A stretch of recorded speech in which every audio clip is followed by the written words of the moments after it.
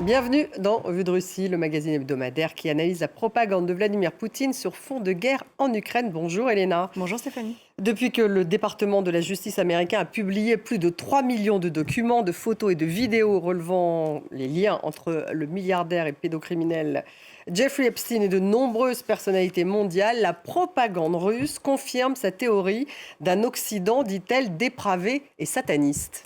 Oui, alors on rappelle que Jeffrey Epstein, c'est ce milliardaire américain qui s'est suicidé en prison en 2019. Pendant des années, il avait mis en place un trafic sexuel impliquant notamment des mineurs et des enfants.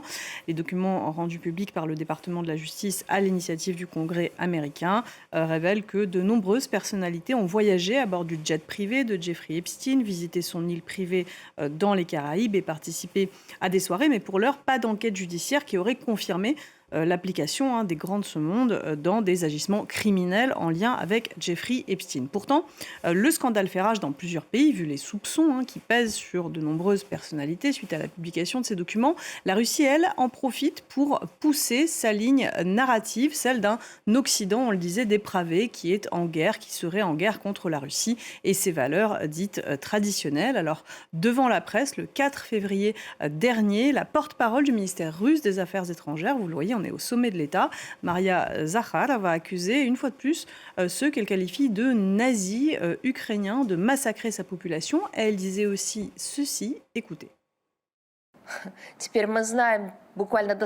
Désormais, nous savons exactement, grâce aux photos et aux vidéos, comment cette fameuse élite occidentale traite les enfants. Ce sont eux qui soutiennent le régime de Kiev.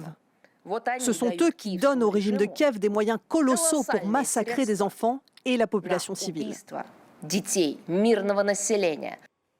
Alors on a du mal à comprendre le rapport entre les élites occidentales, l'affaire Epstein et la guerre en Ukraine. Eh bien, tout simplement, la propagande russe instrumentalise cette affaire pour justifier son agression de l'Ukraine. Cette pirouette narrative, elle n'est pas passée inaperçue auprès de l'éditorialiste de la chaîne russe indépendante en exil Docht, qui la décrypte dans son émission. Écoutez.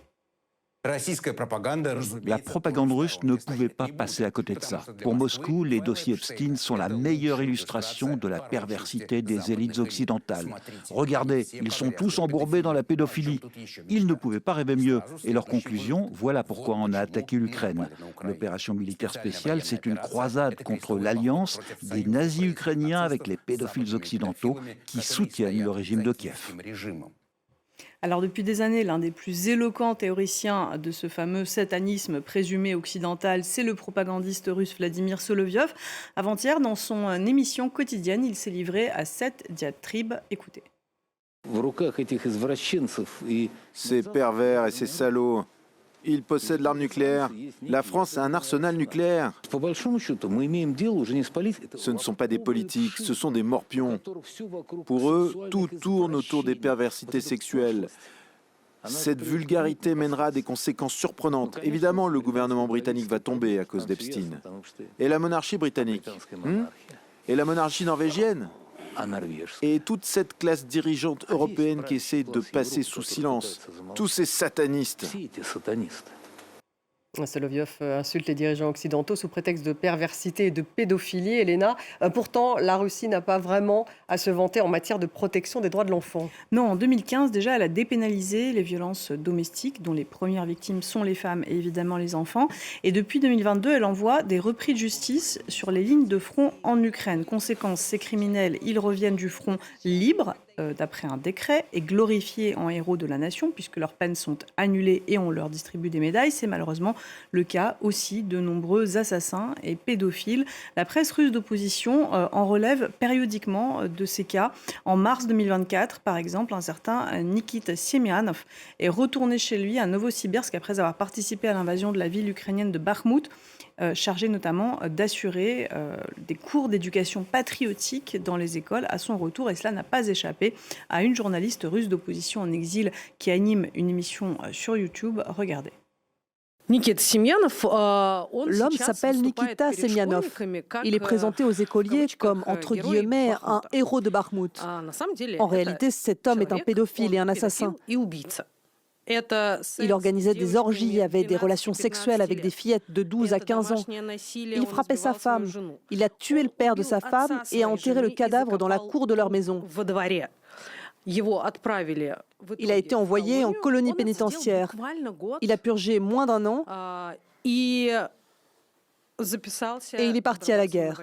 Il en est revenu, et si aujourd'hui vous dites que c'est un pédophile et un assassin, vous êtes accusé de discréditer un héros.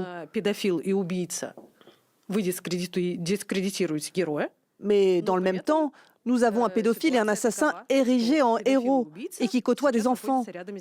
Et ce n'est qu'un cas parmi d'autres. Combien y a-t-il d'assassins et de violeurs en liberté aujourd'hui en Russie? C'est difficile de le dire.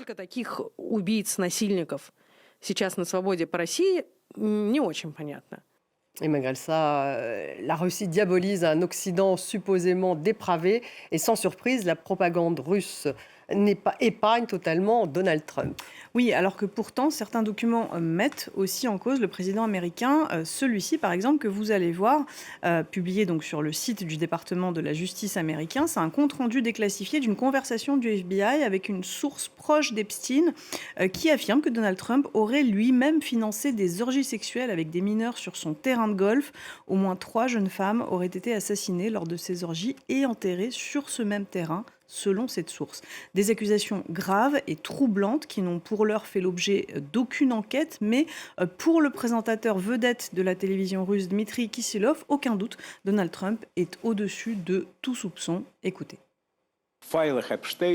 Il est vrai que le président en exercice, Donald Trump, est lui aussi cité dans les dossiers Epstein. Mais Trump a déjà répondu depuis longtemps à toutes les questions.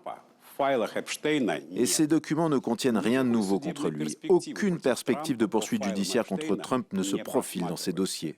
C'est justement pour lever toute ambiguïté que Trump s'est exprimé pour la publication des dossiers Epstein dans leur intégralité. Et la propagande russe défend Trump pour mieux viser l'Europe. Oui, depuis que Donald Trump a remplacé Joe Biden à Washington, le fameux Occident collectif ennemi de la Russie s'est réduit aux dirigeants européens qui continuent de soutenir l'Ukraine. Dans le viseur de la propagande russe en lien avec l'affaire Epstein, Keir Starmer, Premier ministre britannique, dont le pays est à la tête de la coalition des volontaires avec la France, il est empêtré dans le scandale. 2 de ses collaborateurs viennent de démissionner alors que ces documents ont révélé des liens étroits entre l'ancien ambassadeur britannique aux États-Unis, Peter Mandelson, et Jeffrey Epstein. Même si Keir Starmer a présenté des excuses pour la nomination de Mandelson et a exclu de démissionner, eh bien, la propagande russe continue de prédire sa chute. Regardez cet extrait du journal télévisé de la première chaîne russe Первый канал. C'était ce lundi. Le destin du Premier ministre Keir Starmer ne tient plus qu'à un fil. Ses chances de garder son siège après tout ce qui a été révélé sont de 50%. L'équipage suit le navire qui coule. Peu de doutes subsistent. La décision de Starmer de nommer Lord Mandelson un ami proche d'Epstein comme ambassadeur aux États-Unis sera fatale au Parti travailliste. Il est peu probable que les excuses qu'il répète désormais à l'infini lui soient d'un quelconque secours. Une affaire que le monde suit donc de près et qui, en plus d'alimenter toutes les théories du complot, alimente aussi la propagande de guerre russe.